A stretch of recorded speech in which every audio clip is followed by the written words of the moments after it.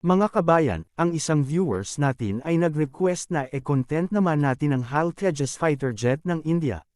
Dahil nag-offer din ito sa Pilipinas ng kanilang aircraft, kaya aalamin natin kung ano na ang status nito ngayon. Pero bago natin alamin, please like nyo muna ang video at mag-subscribe. Maraming salamat po. Ang in-offer ng India sa Pilipinas na fighter jet ay ang kanilang light combat aircraft na Mk1A. Ang Mk1A fighter jet ay isang upgraded at advanced na version ng HAL Tejas na Mk1. Ito ay isang 4.5 generation single-engine multi-role fighter na may kakayahan sa air defense, ground attack, at maritime strike mission. Ito ay gawa ng India Hindustan Aeronautics Limited at ng Aeronautical Development Agency. Ang fighter jet na ito ang ipapalit sa MiG-21 ng Indian Air Force na naka-retire na. Ang Mk1A fighter jet ay mayroong mahigit 40 improvements, kung saan ang kanyang improvements ay nakafocus sa combat effectiveness at maintainability. Ito ay mayroong active electronically scanned array or ISA radar na ELM-2052, or the indigenous UTAM AESA para sa magandang target tracking. Ang ELM-2052 ISA radar ay isang advanced X-band radar na gawa ng Israel. Ito ay nakadesign para sa air-to-air, air-to-ground, at maritime missions. Ito ay may range na 300 kilometers, kaya din ito makatrack ng 64 targets, at makamapang ng high resolution. Ang UTAM ISA radar naman ay gawa ng India para sa kanilang Tejas Mk1A, Su-30MKI, at AMCA fighters. Ito ay mayroong superior detection ranges na mahigit 100 kilometers, kaya din ito makatrack ng 64 targets, at mayroon itong low probability of intercept na kakayahan. Ang Mk1A fighter jet ay equipped ng bagong electronic warfare suit, kasama ang self-protection jammer para sa mataas na survivability. Mayroon din itong mid-air refueling capability at maka-fire din ito ng long-range beyond visual range na missiles. Ang kanyang long-range air-to-air missiles ay Derby ER na may range na 100 kilometers, at Astra Mk1 na may range na 110 kilometers. Ang kanyang air-to-surface missile naman ay AASM Hammer na may range na 70 kilometers, at ang kanyang anti-ship missile ay NASMMR na may range na 350 kilometers. Ito pa lang ang kanyang mga long-range na missile.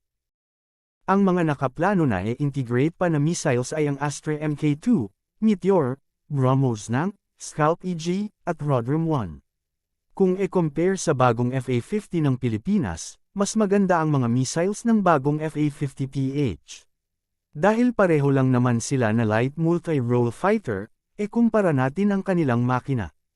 Ang HAL Tejas Mk1A engine ay F404GEIN20, habang ang FA-50PH ay F404G102. Pareho silang General Electric pero mas malakas na version ang sa HAL Tejas Mk1A.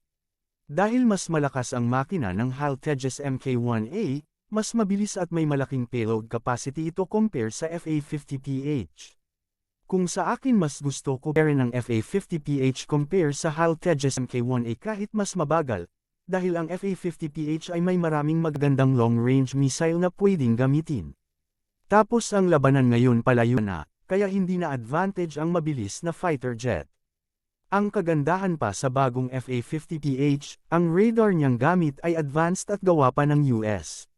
Dahil ang US ay sanay na sa mga labanan, ang design ng kanilang radar ay nakabase na sa totoong laban dahil sa kanilang experience.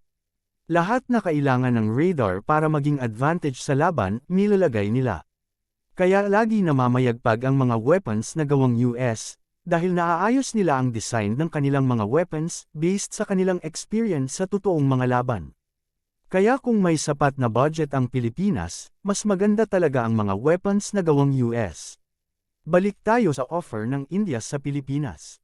Ang India ay nag-offer sa Pilipinas ng kanilang HAL Tejas Mk1A, na may kakayahan makagamit ng BrahMos missile. Ang kasama sa aircraft ay ang pagtatayo ng local assembly at maintenance facility sa Pilipinas. Tapos nagkaroon pa ito dati ng discussion tungkol sa naval variant para sa maritime strike roles. Kaso nakafocus ang Pilipinas sa malalaking multi-role fighter, lalo na sa F-60 Viper at Sub-JAS 39 Gripen kaya nasapawan sila. Ang HAL Tejas Mk1A ay mura, matipid at maganda gamitin sa pagpatrolya, at maritime strike role dahil nakakagamit ito ng BrahMos missile, kaya nanatili pa rin ang fighter jet na ito, bilang contender para sa light combat aircraft, at surface attack requirement ng Pilipinas. Kaya may chance pa rin sila, malay natin, baka in the future sila na ang mapipili, kaya abangan na lang natin.